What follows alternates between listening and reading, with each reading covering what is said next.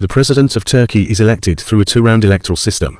However, please note that the political processes and systems can change over time, so it's always a good idea to verify the most up-to-date information from reliable sources. Here's a general overview of the presidential election process. In Turkey, 1. Eligibility.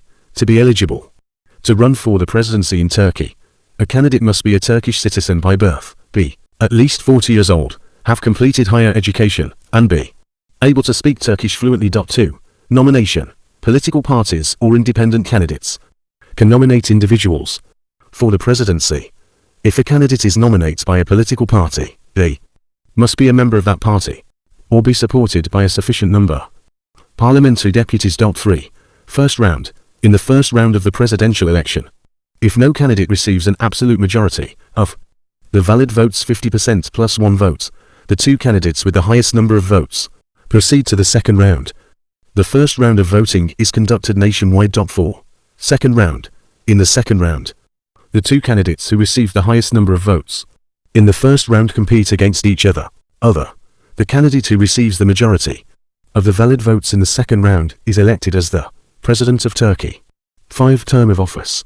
The term of office for the President of Turkey is 5 years. The President can be re-elected for a second term, which was the case until a constitutional referendum in 2017. Following that referendum, the presidential term was extended to 5 years, and the President can now serve a maximum of 2 terms. It's important to note that political processes can evolve, and electoral laws can change. Therefore, it's advisable to consult the most recent and reliable sources or official government channels to obtain the most up-to-date information on the election. Procedures for the President of Turkey. The current presidential election of Turkey is being held on May 14, 2023, alongside parliamentary elections.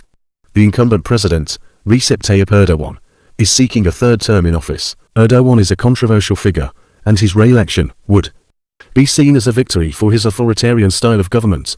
A victory for Kılıçdaroğlu, on the other hand, would be seen as a sign of hope for Turkey's democracy. The election is expected to be close, and the outcome is uncertain.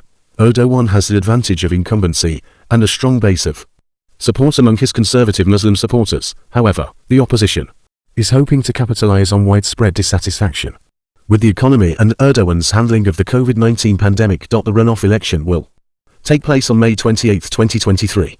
If no candidate receives more than 50% of the votes in the first round, here are some of the key issues that are expected to be at the forefront of the election. The economy. Turkey's economy has been struggling in recent years, with high inflation and unemployment.